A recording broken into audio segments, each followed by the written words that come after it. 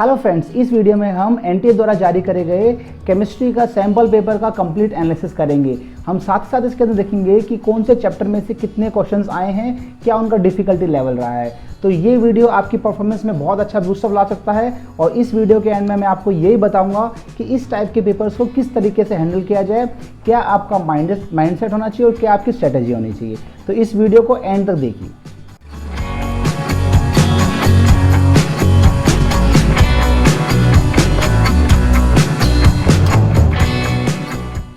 Hello friends, हाल ही में NTA ने एक एंड्रॉयड ऐप लॉन्च किया जिसका नाम है नेशनल टेस्ट अभ्यास।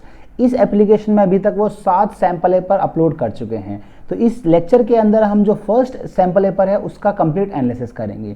ये एनालिसिस इसलिए इम्पॉर्टेंट है क्योंकि ये वही टेस्ट एजेंसी है जो आपका नीट का पेपर बनाने वाली है। तो इसका एनालिसिस बहुत ही इंपॉर्टेंट है। तो चलिए शुरू करते हैं एनालिसिस।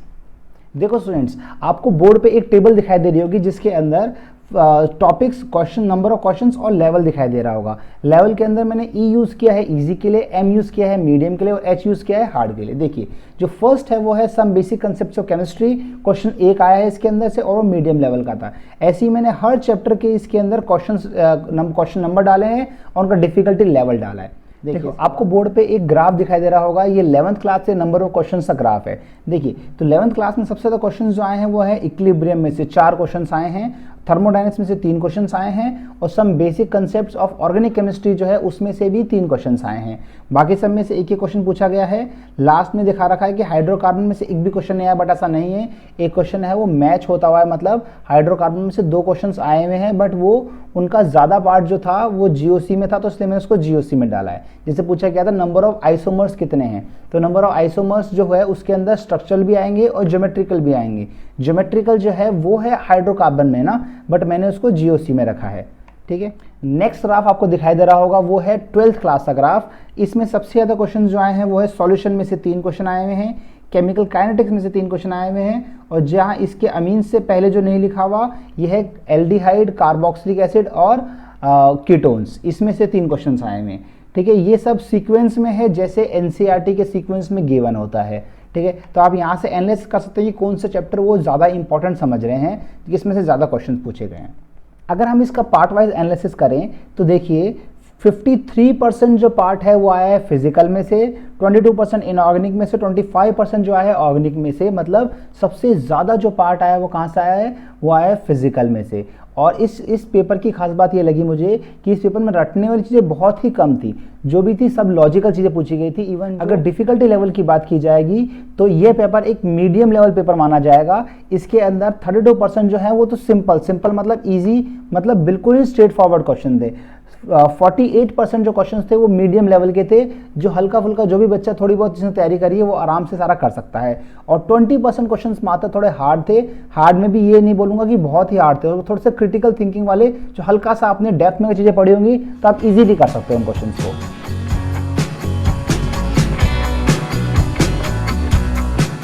देखिए स्टूडेंट्स, अगर आप लोग मेडिकल के स्टूडेंट हो तो आपको फिजिक्स और केमिस्ट्री के अंदर नीट के जो सैम्पल पेपर्स गिवन है वो वाले क्वेश्चंस भी करने हैं और साथ साथ में जो जेई मेन से गिवन है वो वाले उसके भी सैम्पल पेपर्स के आप क्वेश्चन सॉल्व कीजिए। कौन सा, फिजिक्स और केमिस्ट्री वाला पार्ट। ठीक है, तो अपन केमिस्ट्री नीट का भी चालू कर रहे हैं, टेस्ट 1 चालू कर रहे हैं। तो क्वेश्चन नंबर 1 जो है ये आपके स्क्रीन पे आ गया होगा। Setting of plaster of Paris is ना, तो मुझे पता है क्वेश्चन नंबर 1 देखिए, जो प्लास्टर ऑफ पेरिस होता है ये क्या होता है, ये होता है calcium sulphate dot half H2। ये क्या होता है, ये प्लास्टर ऑफ पेरिस होता है। इसमें अगर अपन वाटर डालते हैं, ये वाटर के प्रेजेंस में है ना, फिर से जिप्सम बनाता है CaSO4 डॉट 2H2 बनाता है और इसी को क्या बोलते हैं, इसी को बोलते हैं setting of plaster of Paris, है ना। तो आंसर कौन सा आ जाएगा, डी आ जाएगा इसके अंदर, hydration to yield another hydrate. Next देखिए क्वेश्चन इसके अंदर, क्वेश्चन नंबर 2 देखिए। इसने बोला at STP 0.5 moles of H2 and 1 mole of helium gas. ठीक है, फर्स्ट ऑप्शन दे रखा है इक्वल फ्यूजन रेट। नहीं, देखो आप मुझे बताइए कि रेट ग्राम्स लॉ क्या बोलता है, रेट ऑफ डिफ्यूजन या इफ्यूजन होता है इनवर्सली प्रोपोर्शनल टू क्या होता है, मास होता है। अगर मास होगा तो यहाँ पे हीलियम और हाइड्रोजन है तो अलग अलग मास आएगा, तो रेट क्या आएगी, अलग अलग आएगी। तो फर्स्ट ऑप्शन जो होगा वो तो कैंसिल हो चुका है। सेकंड ऑप्शन चेक कीजिए, ऑक्यूपाई इक्वल वॉल्यूम, नहीं ऐसा नहीं होगा। अगर मोल्स अलग अलग होंगे, volume proportional to number of moles होंगे, तो ये भी नहीं होगा, क्योंकि जैसे से नंबर ऑफ मोल्स चेंज होंगे वैसे से वॉल्यूम भी चेंज होता रहेगा। थर्ड देखिए, हैवी इक्वल मॉलिक्यूलर स्पीड, नहीं स्पीड भी नहीं होगा, क्योंकि स्पीड जो होता है, जब आपका स्पीड जो होगा, वेलोसिटी जो होती है, ये प्रोपोर्शनल टू क्या होती है, RT/m। अब डिपेंड करता है कौन सी वेलोसिटी, उसके यहाँ से समझ लो, अगर RMS होगी तो 3 हो जाएगा, एवरेज होगी तो 8/π हो जाएगा, और अगर मोस्ट प्रोबेबल होगी तो यहाँ पे 2 आया था ना, पर ये भी तो मॉलिक्यूलर वेट पे डिपेंड करती है, इसका मतलब ये भी नहीं होगा। चौथा ऑप्शन जो है ना वो है एवरेज काइनेटिक एनर्जी, ठीक है। एवरेज काइनेटिक एनर्जी होता है, ये होता है आपका 3/2 kT, है ना। इसमें के भी बोल्ट्जमैन कांस्टेंट है, ये तो कांस्टेंट है ही, और टेम्परेचर कांस्टेंट है ही ना। इसका मतलब कि अगर टेम्परेचर सेम ही रहेगा, STP बोल रखा है, टेम्परेचर सेम दे रखा है 273 केल्विन, तो उस टाइम पे क्या होगा, आपके दोनों के अंदर आपकी सेम ही का एवरेज काइनेटिक एनर्जी रहेगी। इसका मतलब अगर टेम्परेचर सेम होता है तो चाहे कोई सी भी गैस हो, कितने भी मोल्स हो, उसके अंदर हमेशा क्या आएगा, उसमें एवरेज काइनेटिक एनर्जी जो आएगी वो सेम ही आएगी। क्वेश्चन नंबर 3 देखिए अब, 5 gram of acetic acid dissolved in 1 litre of ethanol, assume no reaction between them, calculate the molarity of the density. ठीक है, देखो मोलैरिटी फाइंड आउट करनी है अपने को। क्वेश्चन नंबर 3 देखिए, अगर अपने को मोलैरिटी फाइंड आउट करनी है तो मोलैरिटी का फॉर्मूला क्या होता है, ये होता है number of moles divide by weight of, नीचे क्या होता है, सॉल्वेंट का वेट होता है, इनटू क्या होता है, 1000। 1000 कब होगा, जब ये ग्राम के अंदर होगा। ठीक है, देखिए अब अगर मुझे नंबर ऑफ मोल्स निकालना है तो 5 ग्राम एसिटिक एसिड रखा है, तो 5 अपॉन एसिटिक एसिड क्या होता है, CH3COOH, जिसका मॉलिक्यूलर वेट होता है 60, तो ये हो जाएगा 60। और देखो नीचे क्या आ जाएगा, इसके अंदर नीचे आ जाएगा, इसके अंदर वेट डालना है ना यहाँ पे, पर वॉल्यूम दे रखा है 1 लीटर दे रखा है ना, तो डेंसिटी क्या होता है, मास बाई वॉल्यूम होता है। डेंसिटी दे रखी है 0.789 दे रखा है, मास अपने को निकालना है, वॉल्यूम 1 लीटर मतलब 1000 ml दे रखा है, तो यहाँ से मास कितना आ गया, 789 ग्राम ही आ गया। ठीक है, तो यहाँ पे क्या हो जाएगा, moles divide by 789 gram into क्या हो जाएगा आपके पास, 1000 हो जाएगा। ठीक है, यहां से आप सॉल्व करोगे तो एग्जैक्टली आपका आंसर आएगा 0.1056। मतलब कुछ नहीं करना था इस क्वेश्चन के अंदर आपको, है ना, कुछ भी नहीं करना है इसके अंदर, सिर्फ आपको इसका फॉर्मूला याद होना चाहिए, और वेट के जगह वॉल्यूम दे रखा है तो वॉल्यूम को वेट से कन्वर्ट कर लो, कैसे, by the help of density. ठीक है, नेक्स्ट देखिए इसके बाद में क्वेश्चन नंबर 4 देखिए। हाँ देखिए, आपको बोला IUPAC name of the following compound this. मैं साथ साथ में आपको एनसीईआरटी के स्लाइड्स दिखा रहा हूं कि कहां कहां से चीजें उठाई गई हैं। देखिए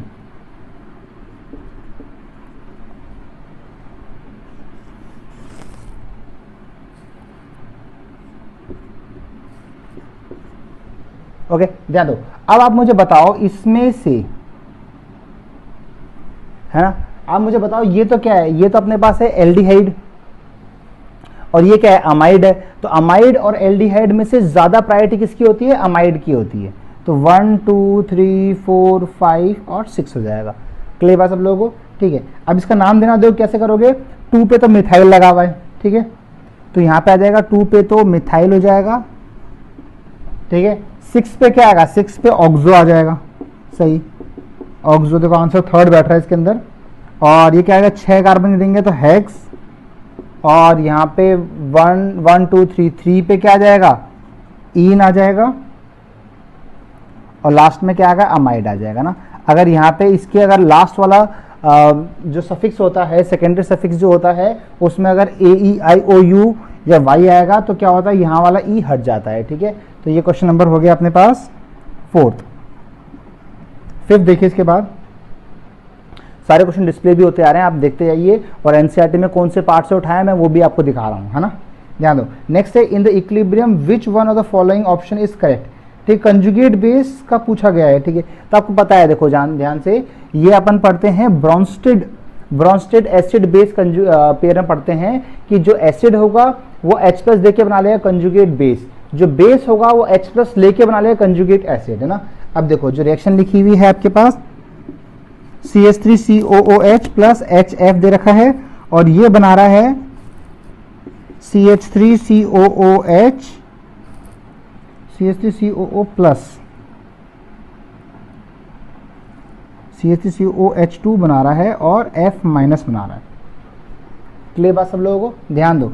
अब देखो इसमें क्या हो रहा है, HF क्या कर रहा है, HF एज ए एसिड काम कर रहा है ना। तो अगर ये एसिड है तो ये H प्लस देके बना लेगा कंजुगेट बेस, कंजुगेट बेस बना रहा है। समझ में, एसिड जो हो रहा है वो H प्लस देके बना रहा है, कंजुगेट बेस बना रहा है। इसका मतलब F minus is conjugate base of HF। ठीक है, तो आंसर कौन सा बैठ रहा है इसके अंदर, बी वाला। क्लियर सबको बात यहां तक। नेक्स्ट देखो इसके बाद में,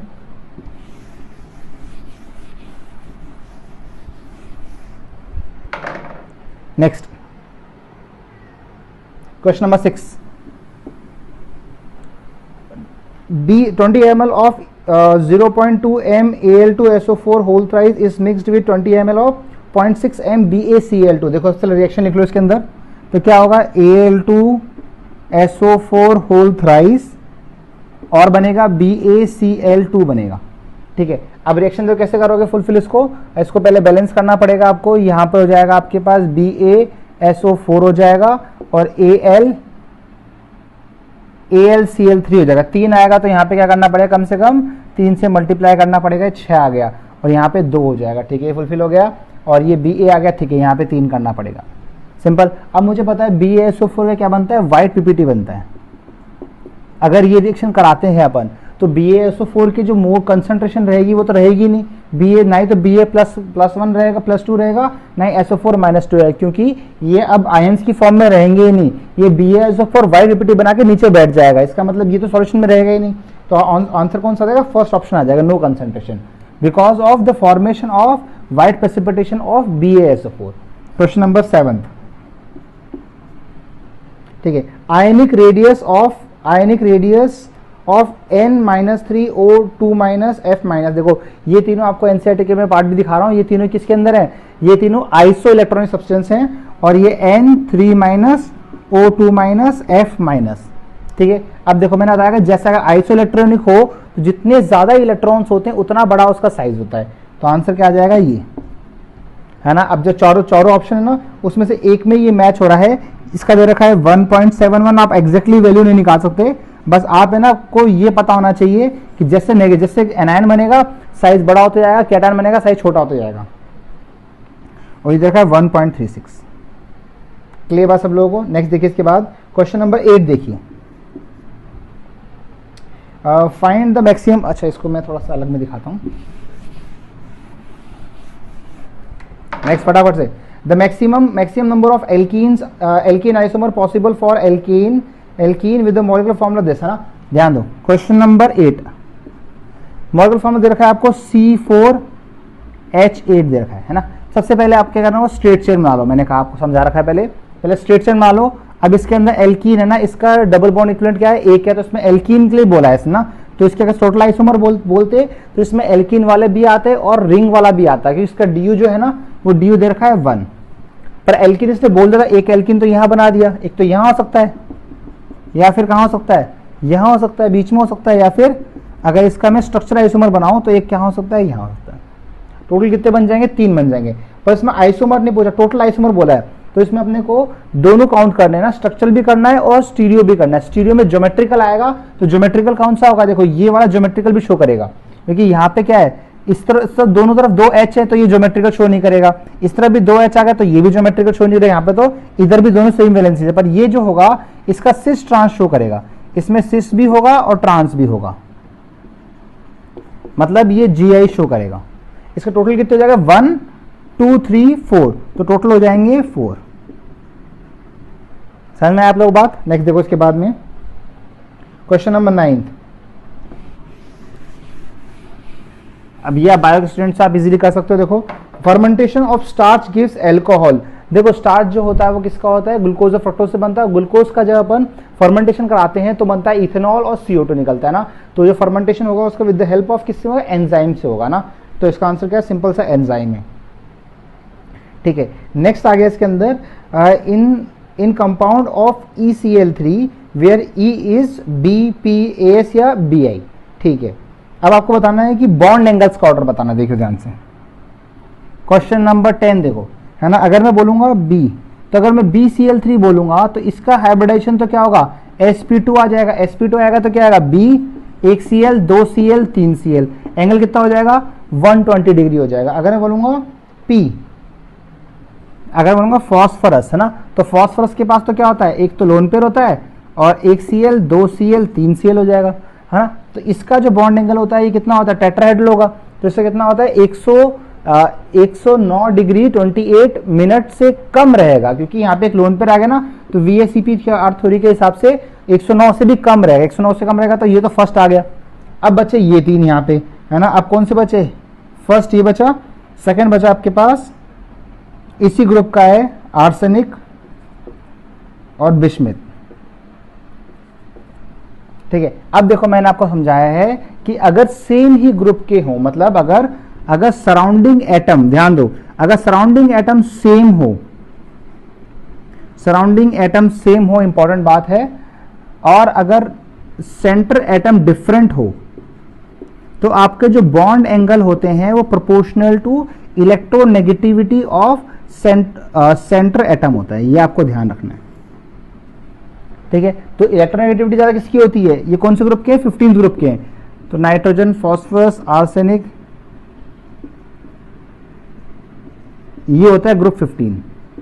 तो टॉप से बॉटम जाएंगे तो क्या होता है, इलेक्ट्रोनेगेटिविटी कम होती है, तो सबसे ज्यादा ये, फिर ये, उसके बाद कौन सा आएगा, ये ऐसे आएगा, है ना। तो ये तो पहले, ये तो कैसे ठीक हो गया, ये तो पहले हाइब्रिडेशन से ज्यादा हो गया। अब इन तीनों की हाइब्रिडेशन सेम है, तो मैंने कहा था जब हाइब्रिडेशन सेम होगा और जब सराउंडिंग एटम्स भी सेम है, तो सेंटर एटम डिफरेंट है, तो जिसकी अंदर इलेक्ट्रोनेगेटिविटी ज्यादा होती है उसके अंदर बॉन्ड एंगल भी क्या होता है, ज्यादा होता है। नेक्स्ट, इसके बाद नेक्स्ट देखिए question, Cl2 plus 2I minus gives I2 plus 2Cl minus, ठीक है। इसने बोला है the initial concentration of I minus was this much and concentration after 20 minutes was this much, ठीक है। Then the rate of formation of I2। आप मुझे बताओ रेट ऑफ रिएक्शन कैसे लिखोगे, अगर इनके इंडिविजुअल टर्म्स में लिखें तो रिएक्टेंट्स में तो क्या आता है, माइनस आता है ना, तो क्या आएगा माइनस dCl2/dt, और यहाँ पे क्या आएगा माइनस 1/2। 1/2 क्यों आया, कि जो इसका स्टोइचियोमेट्रिक कोफिशिएंट होता है वो नीचे आ जाता है, और यहाँ पे होगा I minus divide by dt हो जाएगा, इज इक्वल टू कितना आएगा, ये आएगा dI2/dt हो जाएगा, इज इक्वल टू आ जाएगा 1/2 और dCl माइनस अपॉन dt हो जाएगा ना। जो प्रोडक्ट साइड होता है यहाँ पे प्लस आता है, रिएक्टेंट साइड में क्या आता है, यहाँ पे माइनस आता है, ठीक है। देखिए इसके बाद अब अपन को क्या करना है, I माइनस की कंसंट्रेशन गिवन है, ओके। तो अपने को क्या करना है, रेट ऑफ रिएक्शन निकालनी है, rate of formation of I2 निकालना है, ठीक है। ध्यान दो, अब rate of formation of I2 जो होता है, rate of formation of I2 होता है, तो ये निकालना है अपने को dI2 अपॉन dt निकालना है। तो ये किसके बराबर है, ये इसके बराबर, तो अपन इसको इक्वल कर देंगे, तो अपन ये फाइंड आउट कर लेंगे, तो अपने आप ही rate of formation of I2 आ जाएगा। देखो ये कैसे फाइंड करेंगे, -1/2 di है ना, तो पहले कितना है, पहले di मतलब पहले I2 माइनस I1, तो ये हो जाएगा 0.18 माइनस 0.20 गिवन है, डिवाइड बाय मिनट गिवन है इसके अंदर 20, ठीक है। इसको और सॉल्व करेंगे अपन, तो 1/2 आ जाएगा, इंटू यहाँ पे क्या आएगा, ये हो जाएगा माइनस 0.02 आ जाएगा, और नीचे कितना आ जाएगा, 20 आ जाएगा, सिंपल सी बात है, ठीक है। अब इसको और सॉल्व करेंगे तो कैसे आएगा, ये हो जाएगा 10 की पावर -3 हो जाएगा, और ये 4 हो जाएगा, ठीक है।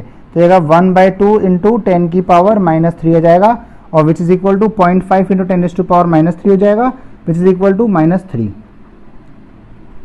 तो ये आंसर होगा, -4 में रखा था, 5 इंटू 10 टू पावर -4 हो जाएगा, है ना। देखो ये भी इंपॉर्टेंट कंसेप्ट है केमिकल काइनेटिक्स का, इसमें क्या होता है, रेट ऑफ रिएक्शन लिखनी पड़ती है इन सब के टर्म्स में।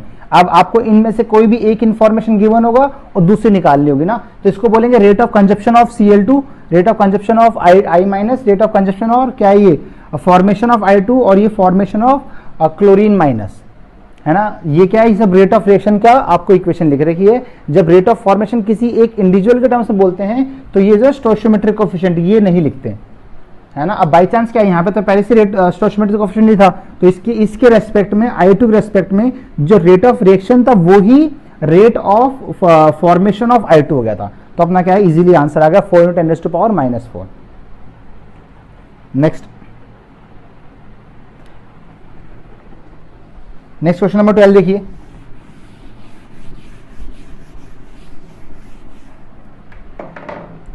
The half life of radio active isotope is 4 hours. Question number 12, half life दे रखी है 4 आवर्स।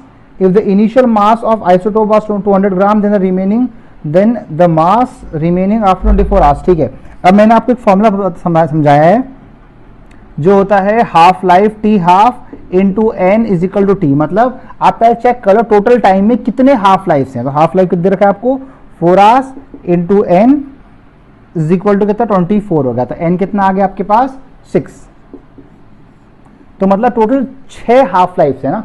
अब क्या होता है, ये होता है A naught upon A T is equal to 2 की पावर एन होता है ना। ए नॉट होता है initial concentration, initial at time t concentration, और 2 और 2 की पावर एन। एन क्या है, ये नंबर ऑफ हाफ लाइफ है। देखो ध्यान से, तो कैसे पुट करोगे इसके अंदर, ये आ गया आपका इफ द इनिशियल मास दे रखा है आपको 200 अपॉन 80 निकालना है। 2 की पावर कितना हो जाएगा 2 की पावर 6। 2 की 6 कितना होता है 64 होता है। तो 80 की वैल्यू क्या हो जाएगी आपके पास 200 डिवाइड बाई 2 की पावर 6 इज इक्वल टू 64। तो इसको सॉल्व करें तो एग्जैक्टली आपका आंसर आएगा 3.125 ग्राम।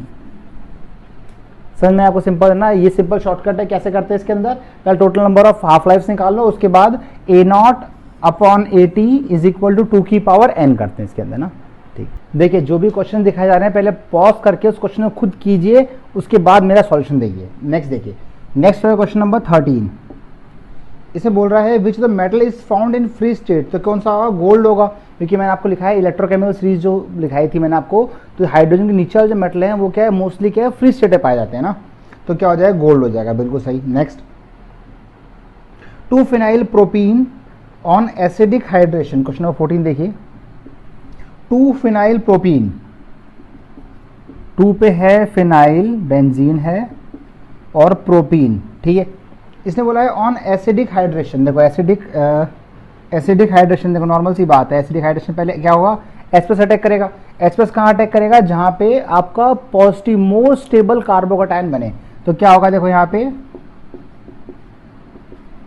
यहाँ पॉजिटिव बन जाएगा। मतलब अब क्या इसमें रीअरेंजमेंट होगा, इसके पास नहीं होगा, क्योंकि ये तो most possible state, most stable state में। कैसे, क्योंकि अब जो पॉजिटिव चार्ज है क्या करेगा, इसके अंदर रिंग में रेजोनेंस करेगा, तो स्टेबल स्टेट में है। तो क्या होगा, यहीं पे हाइड्रेशन हो जाएगा, और यहीं पे क्या होगा आपका H2O के लोन पेयर जो होंगे वो क्या करेंगे, इस पे अटैक कर देंगे, है ना। अटैक कर देंगे तो क्या हो जाएगा, फाइनली आपके पास ये आपके पास बेंजीन है, और यहाँ पे क्या हो जाएगा OHH, यहाँ पे पॉजिटिव आ जाएगा इसको स्टेबल करने के लिए, ये यहाँ से टूट जाएगा, और यहाँ पे ये हो जाएगा कार्बन कार्बन OH, है ना। और H प्लस आपका वापस निकला, इसको बोलते हैं एसिड कैटलाइज्ड, है ना। ठीक है, तो ये आ जाएगा 2 फिनाइल, 2 पे ही फिनाइल है और 2 पे ही एल्कोहल बन जाएगा। ठीक है, तो ऑप्शन हो जाएगा first 2 phenyl propane all. Total pressure of mixture of H2 and O2 is 1 बार। देखो रिएक्शन क्या होगी, H2 प्लस O2 क्या बनाएगा, H2O बनाएगा। बैलेंस करेंगे तो क्या आएगा, यहाँ पे 2 हो जाएगा और यहाँ पे क्या हो जाएगा 2 हो जाएगा। टोटल प्रेशर दे रखा है 1 बार दे रखा है। Is allowed to react to form water which is completely removed to leave only pure H2 at a pressure of 0.35 bar. देखो आप मुझे बताओ, सिर्फ ये बच गया। देखो इसमें से क्या होगा, समझ लो पहले यहाँ पे प्रेशर है केवल 0.35 बार, क्या बचा है, H2 बचा है ना। देखो ध्यान दो, इसमें से अगर P खर्च हुआ होगा तो इसमें से 2P खर्च हुआ होगा, नॉर्मल सी बात है। इसका मतलब इसमें अगर मैं प्लस 2P कर दूं और ये अगर P होगा तो ये ओरिजिनल प्रेशर आ जाएगा। देखो ध्यान से आप इस बात समझो, ये क्या होगा, ध्यान दो, वापस बात समझो। इसमें क्या होगा 0.35 तो बच गया, इसका मतलब क्या होगा, ये जो होगा ये O2 LR होगा, ये बच गया। ठीक है, अब यहाँ पे 2 यहाँ पे 1, ये 1 मोल खर्च होता है, 2 मोल खर्च होता है। तो इनिशियली कितना होगा 0.35 प्लस 2P होगा ही, और ये कितना होगा, ये P होगा, है ना। उसके बाद तो यहाँ से 2P गया होगा, यहाँ से P गया होगा, तभी तो यहाँ पे इतना बचा होगा। और इसने बोला कि इनिशियल टोटल प्रेशर जो हुआ ना, ये दे रखा है 0.35 प्लस 2P प्लस P, इन सबका सम दे रखा है 1 बार। तो कितना आंसर आएगा, 0.35 प्लस 3P जो होगा ये आ जाएगा 1। यहाँ से होगा तो 3P की वैल्यू क्या आ जाएगी, 1 minus 0.35, 3P is equal to 0.65 आ जाएगा, and P is equal to 0.65 divide by 3 आ जाएगा। ठीक है, अब अपने को फाइनली फाइंड आउट करना है इसके अंदर अज्यूम दैट आइडियल, ठीक है, the mole fraction of H2, ध्यान दो, अब पार्शियल प्रेशर ऑफ H2 जो होता है ये क्या होता है, मोल फ्रैक्शन ऑफ H2 होता है इनटू P टोटल होता है, ठीक है। अब देखो, अब मुझे पार्शियल प्रेशर ऑफ H2 चाहिए, तो H2 का पार्शियल प्रेशर क्या था इनिशियल, ये कितना था 0.35, तो ये था 0.35 प्लस 2 इंटू प्रेशर कितना होगा, P की वैल्यू निकल चुकी है अपने 0.65 डिवाइड बाई कितना हो चुका है 3 हो चुका है, और P टोटल कितना है, P टोटल 1 दे रखा है, यहाँ से मोल फ्रैक्शन ऑफ H2 निकाल लोगे और एग्जैक्टली जो वैल्यू आएगी यहाँ से मोल फ्रैक्शन ऑफ H2 की ये आएगी 0.78। समझ में आया, बढ़िया क्वेश्चन है ये, स्टेट्स ऑफ मैटर का क्वेश्चन है ये, है ना, डाल्टन्स लॉ है ये वाला, DLPP है ये, DLPP क्या होता है, Dalton's law of partial pressure. Next question थोड़ा सा मेमोराइज करने वाला है, मेमोराइज करने वाले क्वेश्चन वैसे बहुत कम हैं, जैसे एक ये आ गया 2,4 dichloro phenoxy acetic acid is used as a herbicide, ये आपको ध्यान रखना है।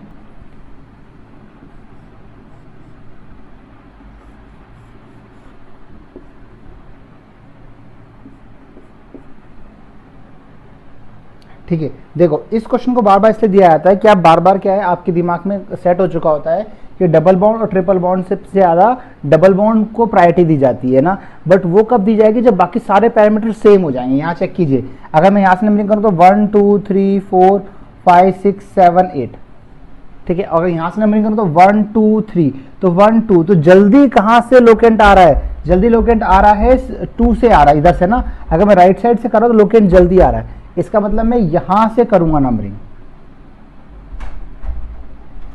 देखो इसमें सही नंबरिंग देखो क्या होगी, ध्यान दो, ये हो जाएगा 1 2 3 4 5 6 7 8, बस नंबरिंग कर ली तो आपका आंसर भी आ जाएगा।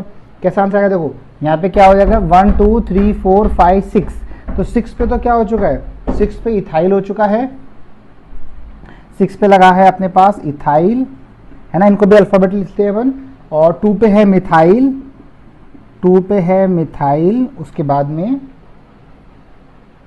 ठीक है, उसके बाद क्या हो गया, ये आपके पास ऑक्ट हो गया, है ना, ऐसे बोलेंगे ऑक्ट, और 5 पे तो है ईन, और 3 पे है आइन, ठीक है। अब इसे ऑप्शन देख लो, ऑप्शन में ऑप्शन नंबर सी है ना, 5 से आगे लगाओ तो भी कोई दिक्कत नहीं है, वो अंडरस्टूड है कि वो ईन के लिए 5 लगाया हुआ है, ठीक है। क्वेश्चन नंबर नेक्स्ट देखिए, क्वेश्चन नंबर 18 देखिए, 18 बोलता है equilibrium constant of the following reaction is this much, ठीक है, if the equilibrium pressure of HBr, अच्छा find equilibrium pressure of HBr करना है, if 10 bar of HBr is introduced, okay, ध्यान दो, देखो अगर क्या करना है अपने को, HBr निकाला 2 HBr, देखो अपने को क्या बोला इसने कि कंटेनर में पहले HBr रखा गया है, तो अपन कैसे भी कर लो ना, तो इसको मैं पहले उल्टी रिएक्शन लिख रहा हूँ, HBr से क्या हो रहा है कि इक्विलिब्रियम किसी भी डायरेक्शन से अचीव हो सकता है, ठीक है, Br2। अब इसके लिए जो इक्विलिब्रियम कांस्टेंट होगा, के इक्विलिब्रियम होगा ना, वो जब रिएक्शन उल्टी करते हैं तो इक्विलिब्रियम कांस्टेंट रेसिप्रोकल हो जाता है, तो ये हो जाएगा आपके पास 1.6 × 10⁵ हो जाएगा, है ना, रेसिप्रोकल कर दिया मैंने, ठीक है। देखिए इसके बाद इसके अंदर अब इसने बोला है कि initial 10 bar of pressure introduced ना, तो यहाँ पे अगर 10 बार बोलूंगा ये कुछ नहीं है, t = 0 पे, t = t इक्विलिब्रियम पे बोलेंगे 10 - 2x, है ना, 10 - 2p बोलते हैं यहाँ पे, ये p हो जाएगा, ये p हो जाएगा, ठीक है। अब बोला है find the equilibrium pressure of, मतलब 10 - 2p ही निकालना है बिना, इक्विलिब्रियम प्रेशर किसका है, ये HBr का है, ये इक्विलिब्रियम पे, तो ये निकालना है।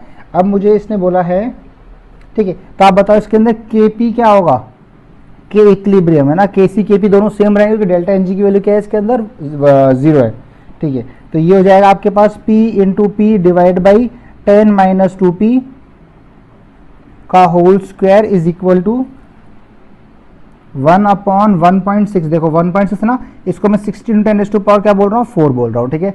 अब दोनों तरफ रूट लूंगा तो क्या आ जाएगा, P/10 - 2p हो जाएगा, और यहाँ पे 1/4 × 10⁻²2 हो जाएगा, ठीक है। इसको अपन फर्दर सॉल्व करेंगे तो कितना आ जाएगा, देखो ये 400 लिखा हुआ है, तो 400p is equal to 10 - 2p, तो ये 402p आ जाएगा, और यहाँ पे क्या आ जाएगा 10 आ जाएगा, सही कर रहा हूँ ना।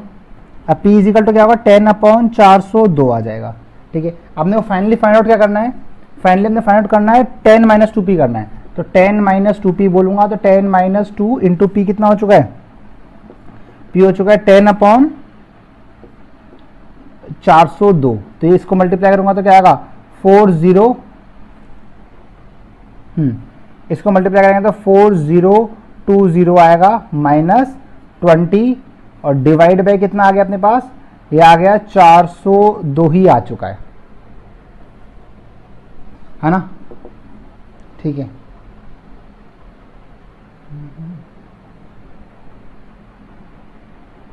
ठीक है, अब देखो तो सॉल्व करने तो क्या आएगा इसमें, ऊपर तो आ चुका है इसके अंदर 4000 आ चुका है और नीचे कितना आ चुका है, नीचे आ चुका है 402 आ चुका है।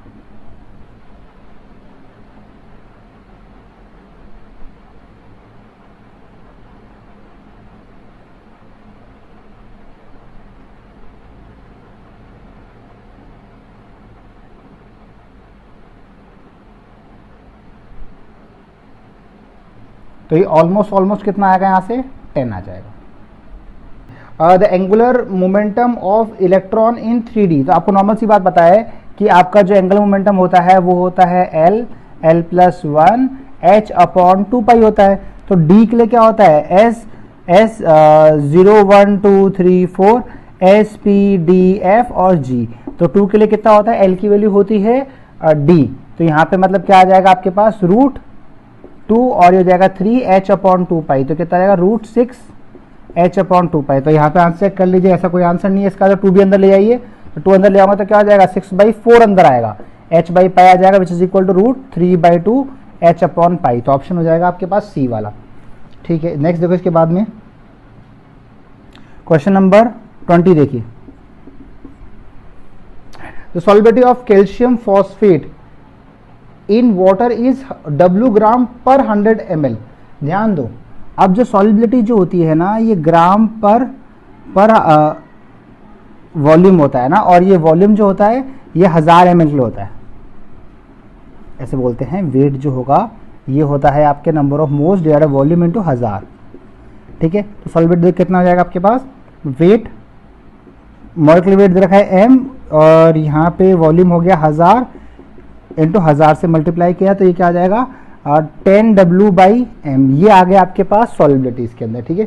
अब पूछा है सॉल्युबिलिटी प्रोडक्ट क्या होगा, कैल्शियम फॉस्फेट। तो कैल्शियम फॉस्फेट फॉर्मूला कैसे बनेगा, Ca तो +2 में रहता है और फॉस्फेट PO4 3- है ना, क्रॉस मल्टीप्लाई करोगे तो क्या फॉर्मूला आ जाएगा, Ca का होल 3 आ जाएगा और PO4 का होल ट्वाइस आ जाएगा। समझ में आपको बात है ना। देखो इसका Ksp तो क्या होता है 3 की पावर 3 2 की पावर 2 s की पावर 3 + 2 कितना होगा 5 हो जाएगा। तो ये 108 इंटू 10⁻⁴ क्या आता है 5 आता है, 108 इंटू s की पावर क्या आता है 5 आता है। अब s की वैल्यू आप यहाँ से पुट कर दोगे तो कितना आएगा 108 इंटू s दे रखा है 10W डिवाइड बाई m की पावर क्या हो जाएगा 5 हो जाएगा, ठीक है। अब सॉल्व कर दो 10 की पावर 5 और 10 की पावर 2 लिखा है, ये ऑलमोस्ट ना रफली आंसर आएगा तो 10 की पावर 7 आ जाएगा और ये W/m की पावर क्या आ जाएगा 5 आ जाएगा। तो ये आपका आंसर है Ksp का। समझ में सब लोग। Aldehyde can not show iodoform, Lucas Benedict test और टॉलरेंस टेस्ट। नॉर्मल सी बात है, लुकास टेस्ट जो होता है that is used to separate 1 degree 2 degree और 3 डिग्री एल्कोहल्स ना, एल्कोहल के लिए होता है तो इसलिए एसिटाल्डिहाइड नहीं होगा। Next, which of the following statement is false. देखो फर्स्ट ऑप्शन क्या है इसके अंदर, increase of pressure of gas causes amount of adsorption to increase, बिल्कुल सही बात है, ये फ्रेंडलिच ने बोला था। फ्रेंडलिच का ग्राफ आया था अगर आपको याद हो, क्वेश्चन नंबर कौन सा है ये 22 है ना। फ्रेंडलिच का ग्राफ आया था कुछ ऐसे करके है ना, यहाँ पे x/m था, यहाँ पे प्रेशर था है ना, एनसीईआरटी में गिवन है ग्राफ ही। नेक्स्ट है इंक्रीज ऑफ टेम्परेचर में इंक्रीज और decrease the amount of adsorption, बिल्कुल सही बात है। अगर फ्री एड्जॉर्प्शन होगा तो क्या होगा डिक्रीज हो जाएगा एड्जॉर्प्शन की मात्रा, और अगर इसके अंदर केमी एड्जॉर्प्शन होगा तो इंक्रीज हो जाएगा, ठीक है। नेक्स्ट है एड्जॉर्प्शन में मोनोलेयर और मल्टीलेयर, ये भी नॉर्मल सी बात है। मोनोलेयर होता है फॉर फिज एड्जॉर्प्शन और सॉरी मोनोलेयर जो होगा वो होगा फॉर केमी एड्जॉर्प्शन की एक ही लेयर बन पाएगी, दोबारा वो अटैक बॉन्ड्स नहीं बन पाते। और मल्टीलेयर होता है वो होता है फॉर फिज एड्जॉर्प्शन, क्योंकि फिज एड्जॉर्प्शन में क्या होता है नॉर्मली फिजिकली सब्सटेंस आके बस अकोमोडेट होता है वहाँ पे, ठीक है। नेक्स्ट है particle size of adsorbent does not effect the amount of adsorption, नहीं करता है। जैसे जैसे एड्सॉर्बेंट की साइज छोटी होती जाती है सरफेस एरिया बढ़ता आता है, सरफेस एरिया बढ़ेगा तो एड्सॉर्प्शन भी क्या होगा, बढ़ेगा। इसका मतलब ऐसे बोलेंगे साइज जैसे छोटी होगी ना सरफेस एरिया बढ़ता है और आपका एड्सॉर्प्शन ये भी क्या होगा, बढ़ेगा। नेक्स्ट देखो इसके बाद में तो क्वेश्चन 23 देखिए, equal volume of monoatomic and diatomic gases are taken at same temperature pressure, the ratio of adiabatic exponents, adiabatic exponents का मतलब है ये पॉइजन्स रेशियो की बात कर रहा है, गामा की बात है ना। तो gamma of monoatomic upon gamma of diatomic की बात कर रहा है, तो ये होता है 1.66 और ये होता है 1.40। यहाँ से वैल्यू पुट करनी है, फाइंड आउट करना है, एग्जैक्टली 1.19 वैल्यू आएगी। ठीक है, क्वेश्चन नंबर 24 देखिए, अच्छा क्वेश्चन है, थर्मोडायनेमिक्स का क्वेश्चन है क्वेश्चन 24।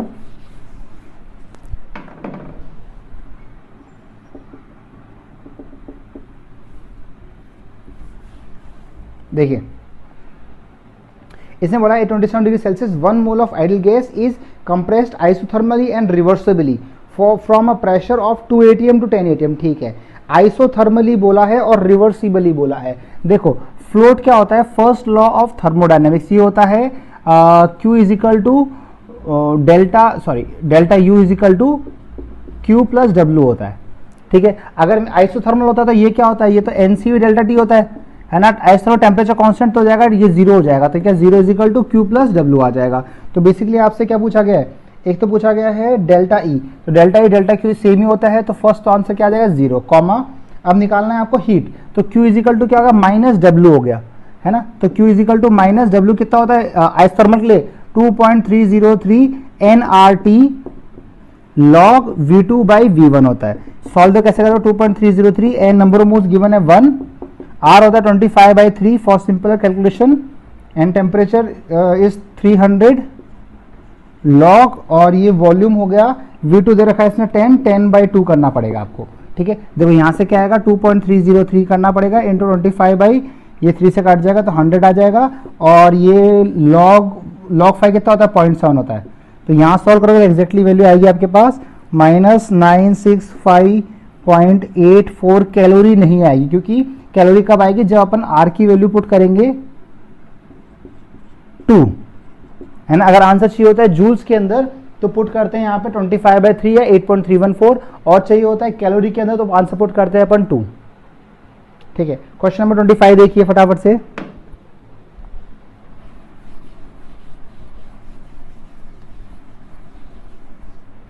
नेक्स्ट क्वेश्चन नंबर 25 देखिए, angular momentum of electron in Bohr orbit is this much. ठीक है, what is the wave number in terms of Rydberg constant of spectral line when an electron falls from this level to excited state first excited state। इसका मतलब आपको पहले this level निकालना है। Level मतलब कैसे निकालोगे, जो एंगुलर मोमेंटम जो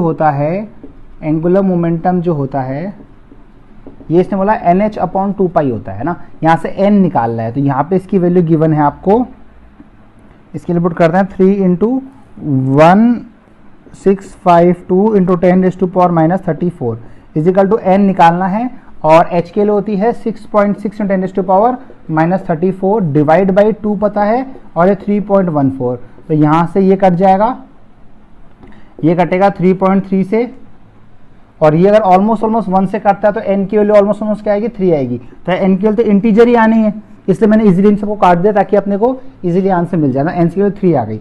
अब इसने पूछा है कि वेव नंबर क्या होगा, तो 1 नंबर होता है 1/λ, ये होता है R/z² 1/ni² माइनस 1/nf² है ना। तो 1/λ R की वैल्यू पुट कर देंगे कहीं, और हीलियम होता है हाइड्रोजन हीलियम 2, तो 2 2 4 हो जाएगा, और ये कूद रहा है 1/3 से कूद रहा है, तो 1/9/1/5 हो जाएगा, तो यहाँ आ जाएगा ऊपर 4 आ जाएगा R, तो इसको माइनस जब करोगे है ना, तो 1/5/1/9 है ना। ठीक है, हमेशा पॉजिटिव आना चाहिए, बस आप देख लो। ठीक है, तो इधर 9 - 5 हो जाएगा 9 ये 2 से 2 पे फर्स्ट एक्सेलरेटेड मतलब कि n इक्वल 2 पे कूद रहा है, तो 2 टू क्या हो जाएगा 4 हो जाएगा, ठीक है। तो ये हो जाएगा 5 डिवाइड बाई 4 इंटू 9 हो जाएगा ना, 9 माइनस 4 का 5 डिवाइड 4 इंटू 9 हो जाएगा, 4 से 4 कट जाएगा और ये क्या हो जाएगा 5r/9 आ जाएगा सिंपली। क्लियर सबको बात यहाँ तक? तो ये होगा क्वेश्चन नंबर 25। नेक्स्ट देखिए इसके बाद में क्वेश्चन नंबर 26 देखिए, बहुत अच्छा क्वेश्चन है। इस क्वेश्चन में इस ऐप के अंदर जो सैंपल है इसमें थोड़ी सी एक एरर दे रखी है उन लोगों ने, ध्यान तो कैसे करोगे। क्वेश्चन नंबर 26 ध्यान दीजिए, है ना। अगर मैं बोलूं आपसे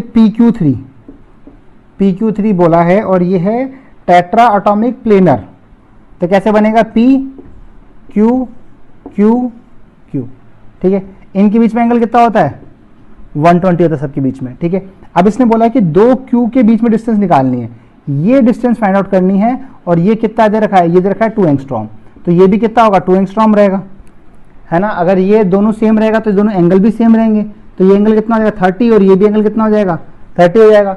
अगर यहाँ से अगर मैं इसको परपेंडिकुलर डालता हूँ तो कैसे एंगल आ जाएगा, ये ऐसे बन जाएगा। देखो आपको कंफ्यूज ना हो इसलिए मैं आपको ऐसे दिखा रहा हूँ, ये 30 है ना, ये वाला तो ये एंगल हो गया और ये दे रखा है 2, है ना। अब ये कैसे निकालोगे, ये हो जाएगा 2 cos 30, ये डिस्टेंस कौन सी हो जाएगी, ये x बोल रहा हूँ ना, ये यहाँ से यहाँ तक की डिस्टेंस है x, तो ये हो जाएगा 2 cos 30, है ना। 2 cos 30 कितना हो जाएगा 2 इंटू √3/2 हो जाएगा, तो एक्जैक्टली आ जाएगा √3 आ जाएगा।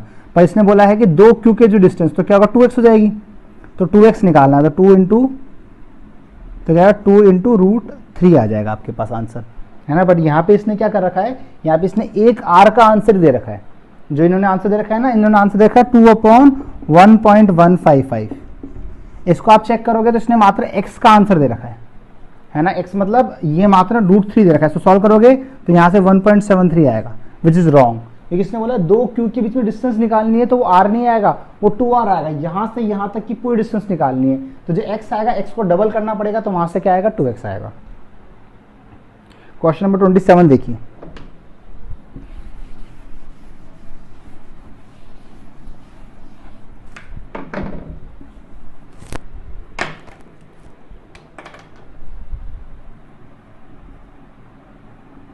देखो मेटलर्जी में ये बताया गया डेल्टा, देखो डेल्टा जी तो वैसे नॉर्मल सी बात है, डेल्टा जी जो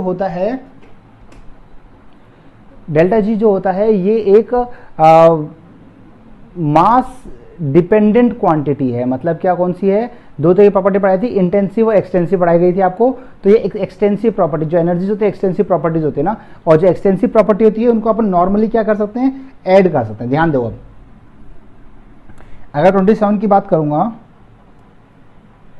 the factor of delta G is important metallurgy, the value of delta G for the following reaction is this much। ये 3 दे रखा है ना। देखो इन तीनों रिएक्शन से आपको लास्ट की फाइनल रिएक्शन बनानी है। देखो तो ZnS जो है ना, वो क्या है, लेफ्ट हैंड साइड पे है, ठीक है। देखो finally ZnS left hand side पे ना, पर सेकंड रिएक्शन में ZnS है ना राइट हैंड साइड पे, तो इस रिएक्शन को उल्टा करना पड़ेगा। तो 2 जो होगा ना, सेकंड रिएक्शन जो है ना, इसको उल्टा करना पड़ेगा, तो माइनस आगे लगाना पड़ेगा, ठीक है। फिर ZnO राइट हैंड साइड में है और ऑप्शंस के अंदर भी क्या है, राइट हैंड साइड में ही है, तो थर्ड जो रिएक्शन है इसको सिंपली ऐसा ऐड कर दो।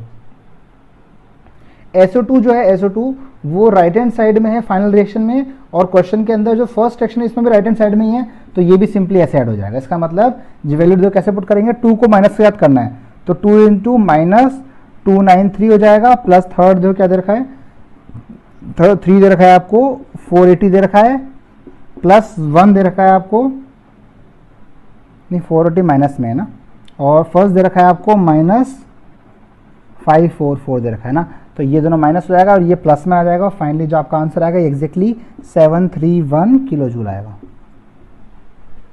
Simple.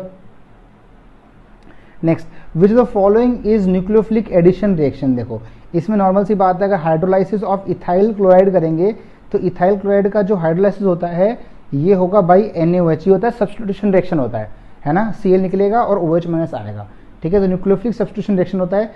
Second, purification of acetaldehyde by NaHSO3। हाँ, ये वाला जो है ये क्या होता है, न्यूक्लियोफिलिक एडिशन रिएक्शन होता है, क्योंकि एसिटल्डिहाइड पे है ना न्यूक्लियोफिलिक एडिशन रिएक्शन ही होते हैं, जनरली ना उसकी कैरेक्टरिस्टिक में यही होता है, देखो ना एल्डिहाइड जो होते हैं है ना, इसमें क्या होता है, ये यहाँ पे नेगेटिव आता है, प्लस आता है, और पहले सबसे पहले न्यूक्लियोफाइल आके यहाँ पे अटैक करता है। तो क्या मोस्टली क्या है, न्यूक्लियोफिलिक एडिशन रिएक्शंस होते हैं। नेक्स्ट बात करें 29th की, तो among the compound the given the one that would form a brilliant colour dye on treatment with NaNO2 है ना, ये कपलिंग रिएक्शन है, HCl followed by addition to an alkaline solution of beta naphthol is, ठीक है ध्यान दो, देखो जो डाइजोनियम सॉल्ट के साथ कपलिंग शो करता है, और डाइजोनियम सॉल्ट तब बनेगा जब वो प्राइमरी अमीन हो, है ना। तो यहाँ पे देखो इसमें फर्स्ट वाला तो क्या है, ये 3 डिग्री है, इसमें ये 2 डिग्री है, और C वाला जो है ये 1 डिग्री ना, प्राइमरी है ना, N के साथ 2 H है, ठीक है। और D वाले क्या है, D वाला तो एनलीन है ही नहीं, है ना, तो ये भी नहीं बनाया कपलिंग। डाइजोनियम सॉल्ट बनेगा तभी बनाएगा, डाइजोनियम सॉल्ट कब बनता है, जब 1 डिग्री अमीन हो, ठीक है। नेक्स्ट क्वेश्चन नंबर 30 देखिए, है ना, इसने बोला Fe+3 का मैग्नेटिक मोमेंट, तो बहुत सिंपल सी बात है, Fe+3 क्या होता है, ये होता है 3d6 और 4s2 होता है, +3 बोलेंगे 3d5 हो जाएगा, 4s0 हो जाएगा। 3d5 मतलब इसके अंदर 5 इलेक्ट्रॉन हो जाते हैं। इतनी सी बात समझ में है आपको, बस अब तो खत्म है, आगे ध्यान दो। अब इसमें बोला है कि इसका मैग्नेटिक मोमेंट क्या रहेगा, देखो मैग्नेटिक मोमेंट कैसे निकालेंगे इसका, √n+2 बोहर मैग्नेट्रॉन, इसका शॉर्टकट जो क्या है, जितने अनपेयर्ड इलेक्ट्रॉन होंगे इतना ही इंटीजर वैल्यू आएगी। जैसे फर्स्ट ऑप्शन दे रखा है 1.73, ये कब आएगी, इसके इंटीजर वैल्यू क्या है स्टार्टिंग में 1.73 में, यहाँ पे 1 लिखा है ना, तो 1 लिखा है, इसका मतलब n की वैल्यू जब 1 होगी तब 1 आता है। ये सेकंड है 3.87, ये कब होगा, जब n की वैल्यू 3 होगी। नेक्स्ट 4.90 कब होगा, जब n की वैल्यू 4 होगी। लास्ट वाला जो अब सही आंसर है 5.92 कब होगा, जब n की वैल्यू क्या होगी आपके पास 5 होगी। और यहाँ पे n की वैल्यू 5 है, इसलिए सीधा क्या आएगा, ये आया 5.92 आएगा। इसको सॉल्व करने की आवश्यकता है ही नहीं अपने को।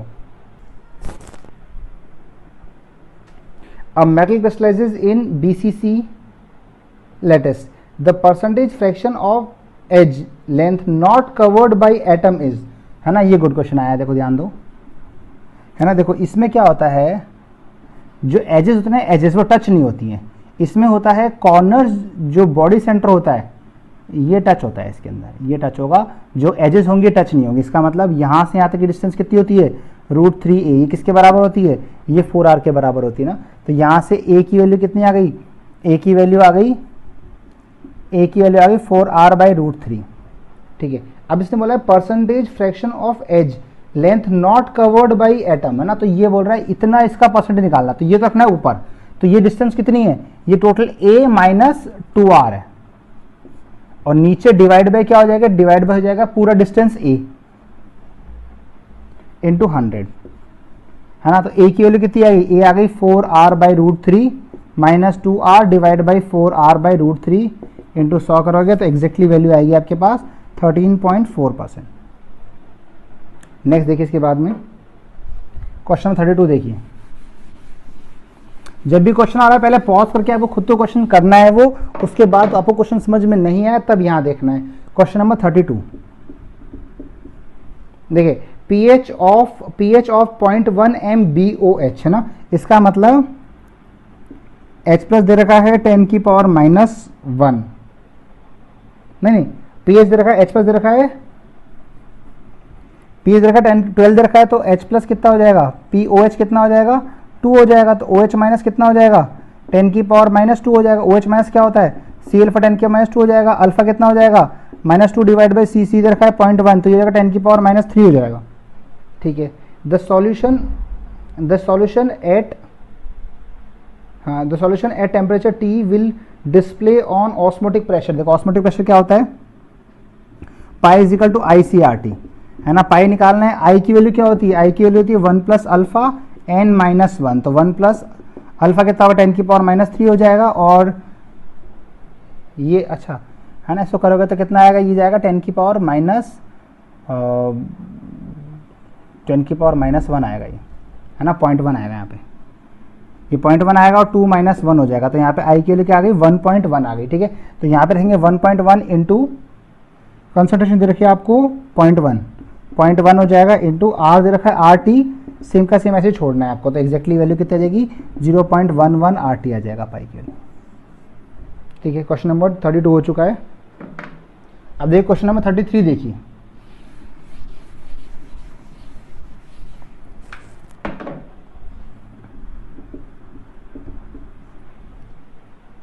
देखिए इसने बोला है स्टैंडर्ड पोटेंशियल दे रखा है आपको Zn+2 से Zn दे रखा है, Cu+2 से Cu दे रखा है, Ag+2 से Ag दे रखा है। अब आपको इनको अरेंज करना है increasing order of E0 cell. तो E0 सेल कैसे निकालते हैं, आपको तीन तरीके हैं इसके। सिंपल सा पहला तरीका क्या है कि अगर एनोड है तो एनोड पे ऑक्सीडेशन होता है, तो इसका ऑक्सीडेशन इसका ओपी रख लो, ऐसे बोल दो EOP, E0 OP of anode plus E0 RP of cathode. जिस पे ऑक्सीडेशन होगा उस पे ओपी रख लो, जिस पे रिडक्शन होगा उस पे कैथोड पे रिडक्शन होगा उस पे आरपी रख लो। ठीक है, अब मैं करके दिखा रहा हूं आपको। फर्स्ट, अगर मैं फर्स्ट सर्किल निकालू तो E0 सेल, तो यहाँ पे क्या है, यहाँ पे Zn से Zn+2 जा रहा है, पर क्वेश्चन में Zn+2 से Zn दे रखा है ना, तो उसको उल्टा करना पड़ेगा कि मुझे Zn से Zn+2 चाहिए, है ना। तो यहाँ पे उल्टा करना पड़ेगा, तो -0.79 की जगह 76 क्या आ जाएगा, +0.76 आ जाएगा प्लस। और नेक्स्ट ये अपने Cu+2 Cu चाहिए, और क्वेश्चन में भी Cu+2 से Cu ही दे रखा है, तो उसको कुछ भी वैल्यू चेंज नहीं करनी, सीधा 0.34 ऐड कर दीजिए। यहाँ सॉल्व कर दो, क्या आएगा, यहाँ पे आएगा 0, ठीक है, और ये हो जाएगा 1 और ये हो जाएगा 10, ये 1.1 वोल्ट आ जाएगा फर्स्ट। सेकंड देखिए इसके अंदर, सेकंड भी सेम का सेम ही रहेगा, E0 cell.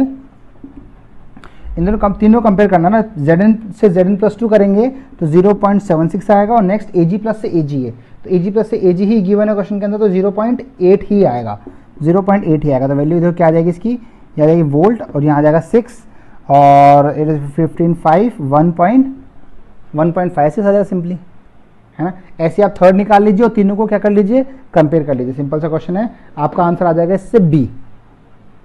Next, exhibit optical isomerism. ठीक है, देखो इसमें बोला है platinum NH3 whole thrice Cl2 नहीं, इसमें P, देखो इसमें क्या होता है, सिंपल सा कंसेप्ट ये है कि जिसमें POS मिल जाएगी ना, जिसमें भी सिमेट्री आ गई, POS आ गई, तो इसका मतलब वो ऑप्टिकल आइसोमेरिज्म शो नहीं करेगा। देखो अब जब सिस वाले जो होते हैं ना, ये ऐसे होते हैं, ऐसा अगर मैं पहले ट्रांस बनाऊं, देखो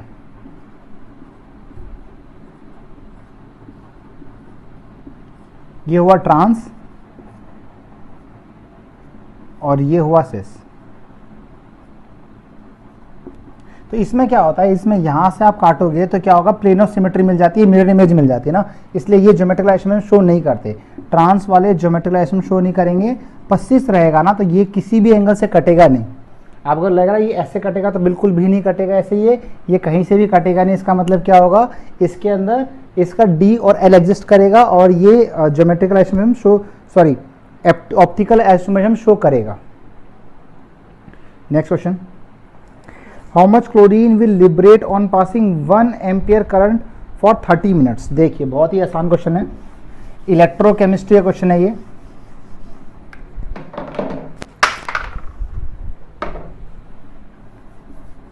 ध्यान दो, क्वेश्चन नंबर 35 है ना। मुझे पता है फैराडे का फर्स्ट लॉ क्या होता है, N into moles into N factor is equal to Q/F होता है ना। ठीक है, मोल्स कैसे निकालेंगे, wait, how much chlorine gram में निकालना है, तो वेट अपॉन क्लोरीन होता है 71, Cl2 होता है, N फैक्टर 2 होता है, Q। इसने बोला है 1 एम्पियर पास करना है 60 मिनट्स के लिए, सेकेंड में कन्वर्ट करना पड़ेगा 60, और ये हो जाएगा 96500। तो यहाँ से वेट जब आप निकालोगे तो वेट एग्जैक्टली 0.66 ग्राम आएगा। क्वेश्चन नंबर 36, ध्यान देखो, है ना। देखो रेजोनेंस एनर्जी जो होती है ये डेल्टा EC होता है ना, experimental minus delta H calculated, ये इसका फॉर्मूला होता है। ठीक है, अब देखो एक्सपेरिमेंटल निकालना है, एक्सपेरिमेंटल जो क्वेश्चन में गिवन होता है वो एक्सपेरिमेंटल होता है हमेशा, तो ये हो जाएगा आपके पास 5335 माइनस, अब निकालना है कैलकुलेटेड। दो कैलकुलेट कैसे होगा, यहाँ पे बेंजीन जो होगा आपके पास H H H H H और यहाँ पे H। ठीक है, इसका अगर बॉन्ड डिसोशिएट करना है तो क्या हो जाएगा, ये बन जाएगा 6 तो कार्बन और 6 ही क्या होगा, हाइड्रोजन हो जाएगा। ये क्या होगा, गैस गैस में आता है। ठीक है, अब इसकी बॉन्ड एनर्जी कैसे बोलेंगे, देखो यहाँ पे क्या है, 6 तो 3 तो है C सिंगल बॉन्ड C, तो 3 तो कितना आ जाएंगे 347.3 प्लस 3 है डबल बॉन्ड, तो 3 कितना हो जाएंगे, 3 इंटू 615 हो जाएगा। और प्लस 3 जो है 3 नहीं 6 हाइड्रोजन ना, 6 CH बॉन्ड है, तो CH बॉन्ड हो जाएंगे अपने पास 6 हो जाएंगे 416.2 है ना। अब ये पूरी बॉन्ड एनर्जी जो आएगी ना, ये क्या है, डेल्टा H कैलकुलेटेड है ना, बॉन्ड एनर्जी कैलकुलेटेड है, इसको यहाँ पे पुट करना है। तो देखो पूरी वैल्यू पुट कर देंगे अपन, 3 into 347.3 plus 3 into 615 plus 6 into 416.2। अब इस पूरे को सॉल्व करना है और एग्जैक्टली आपका आंसर आएगा ये -49.1 किलो जूल आएगा। समझ में सब लोगों को, कुछ नहीं करना होता है इसमें। रेजोनेंस एनर्जी जो होती है ये होता है delta HE minus delta HC होता है, और ये होती है जो क्वेश्चन में गिवन होता है उसको एक्सपेरिमेंटल बोलते हैं या फिर ऑब्जर्व्ड बोलते हैं, और जो कैलकुलेटेड जो होता है ये अपन खुद फाइंड आउट करते हैं बाय यूजिंग फॉर्मूला। ठीक है, नेक्स्ट देखिए इसके बाद क्वेश्चन नंबर 37 देखिए।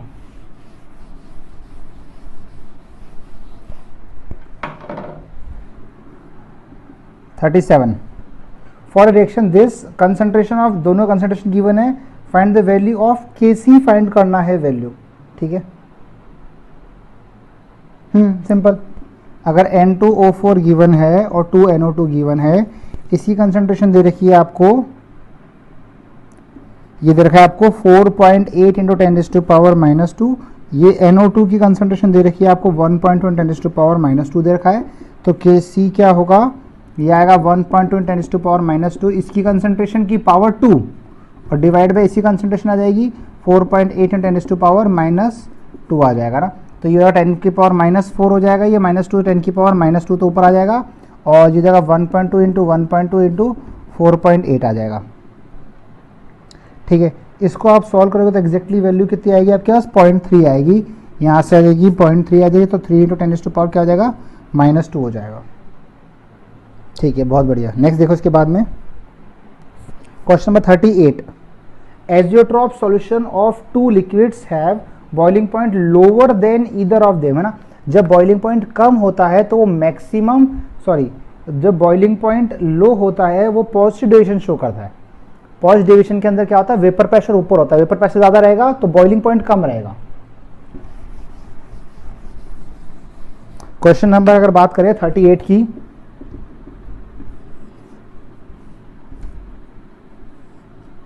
है ना, तो इसमें क्या होता है, वेपर प्रेशर जो आएगा ये PA हो गया, ये PB हो गया, मान लो ऐसे है ना, ये तो आइडियल हो गया ना। अब पॉजिटिव डेविएशन ऐसे होते हैं, है ना। अगर वेपर प्रेशर इस पॉइंट पे क्या है, ये प्रेशर ना, वेपर प्रेशर मैक्सिमम रहेगा तो बॉइलिंग पॉइंट जो रहेगा वो मिनिमम रहेगा इसके अंदर। तो ये पॉजिटिव डेविएशन शो करते हैं, मिनिमम बॉइलिंग पॉइंट शो करते हैं। Next question number 39।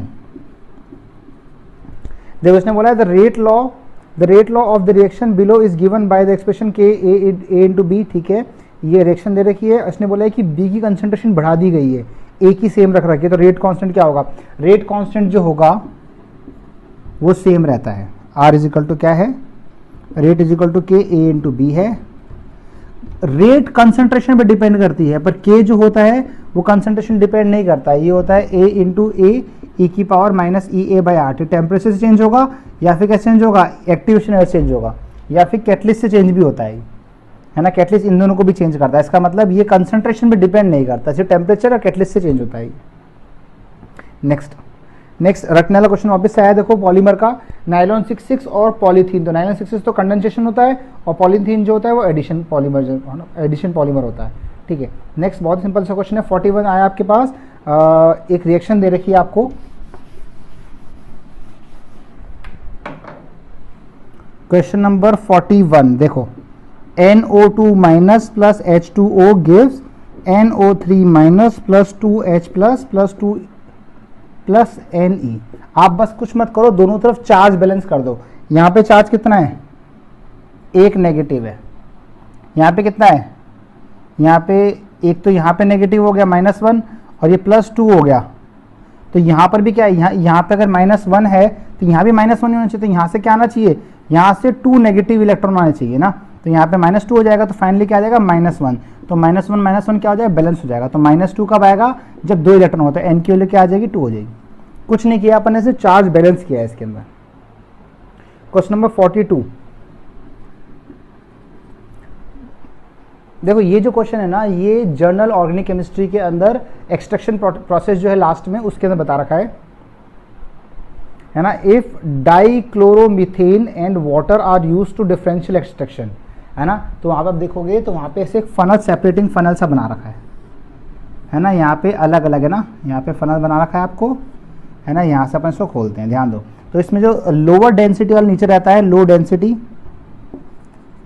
नीचे रहेगा, और जिसकी हाई डेंसिटी होती है ये ऊपर रहता है। और ये दोनों क्या होने चाहिए, इमिसिबल होने चाहिए, इमिसिबल होने चाहिए। तो इसमें ना लोअर डेंसिटी किसकी होती है, लोअर डेंसिटी होती है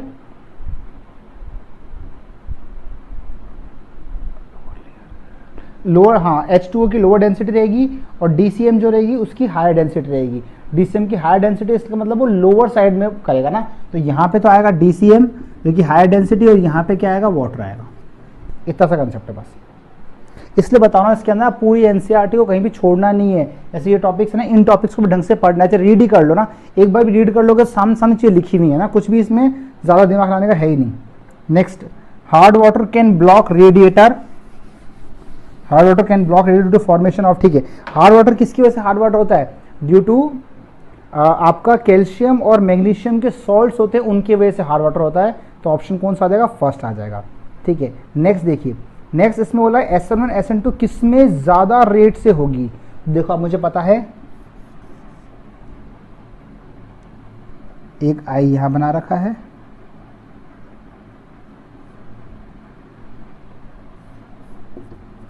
ठीक है, ध्यान दो। अब ये वाला जो आई है ना, ये अलाइलिक है, अलाइलिक और विनाइलिक जो भी दोनों रहेंगे, दोनों ही क्या रहते हैं, बहुत रिएक्टिव होते हैं। SN1 SN2 मतलब सब्स्टिट्यूशन के टुवर्ड्स। तो दोनों ही क्या होगा, दोनों ही फास्ट रहेंगे। A will be faster in SN1 SN2, है ना। इसको ए दे रखा है, इसको बी दे रखा है, तो ये तो क्या होगा, ये स्लोअर होगा और ये फास्ट होगी। ये अलाइलिक है। जब निकल जाएगा तो यहाँ पॉजिटिव चार्ज बहुत स्टेबल बनेगा ना, पॉजिटिव सिंगल डबल, तो क्या रेजोनेंस हो जाएगा, ठीक है। नेक्स्ट लास्ट क्वेश्चन है इसके अंदर, alkaline metals reacts with nitrogen directly to form nitride. हाँ, तो देखो इसमें ना ली ना के रबसे में ओनली लिथियम होता है, वही एयर से रिएक्ट करके ऑक्सीजन से भी रिएक्ट करता है और नाइट्रोजन से भी रिएक्ट करता है। बाकी एस ब्लॉक, बाकी जो G1 ग्रुप है ना एल्कलाइन मेटल्स, उसके अंदर बाकी एलिमेंट्स कोई भी नाइट्रोजन से रिएक्ट नहीं करते हैं, केवल लिथियम ही करेगा, है ना। G2 वाले सारे करेंगे और G1 के अंदर केवल लिथियम करेगा, ठीक है। थैंक यू सो मच, आपको मैंने ये पढ़ाया। अब इसके बाद समझिए, अगर ऐसा पेपर आएगा तो किस तरीके से आपका स्ट्रेटेजी होनी चाहिए, ध्यान दीजिए। देखिए स्टूडेंट्स, इस टाइप के पेपर जो मीडियम और इजी के बीच में होते हैं, इनमें अच्छे मार्क्स लाने के लिए आपको सिली मिस्टेक्स कम से कम करनी होती है। वो कैसे, देखिए, जब भी आपको क्वेश्चन पेपर मिलेगा तो वो क्वेश्चन तो आपको पहले देखा हुआ होगा, अगर तो आप उसको बिना कंप्लीटली पढ़े ही क्वेश्चन करना चालू कर दोगे। तो जैसे आपको पेपर मिले, आप उस क्वेश्चन को वापस से ढंग से 2 बार पढ़िए, एक एक वर्ड पे डॉट करके पढ़िए चाहे उसको, ठीक है। उसके बाद क्वेश्चन का जब आंसर आ जाए, जब लास्ट में आप जब आंसर्स फिल करो, तब भी उन क्वेश्चंस को वापस एक एक बार पढ़ना है, इतना टाइम आपके पास बचना चाहिए। तो इसका मतलब सिली मिस्टेक्स कम से कम हो। दूसरी बात, अगर आप प्रिपरेशन कर रहे हो तो प्रिपरेशन के अंदर बेस्ट क्या रहेगा कि आपको एक भी टॉपिक छोड़ना नहीं है, क्योंकि जब सिंपल पेपर आता है तो जो टॉपिक आपको नहीं भी आते हैं उनको भी अगर आपने बाहर से ही पढ़ा होगा तो भी आप इजी क्वेश्चंस इजीली अटेम्प्ट कर पाओ उसके अंदर ना। तो आपका हिंट ये है इसके अंदर कि आपको एक भी टॉपिक छोड़ना नहीं है, चाहे जो टॉपिक्स आपको बिल्कुल भी नहीं आते हैं उनको भी बाहर से पूरा पढ़ना है आपको। So best of luck from my side, stay focused, stay confident, and please don't forget to subscribe my channel Chemistry by a Friend. Thank you so much.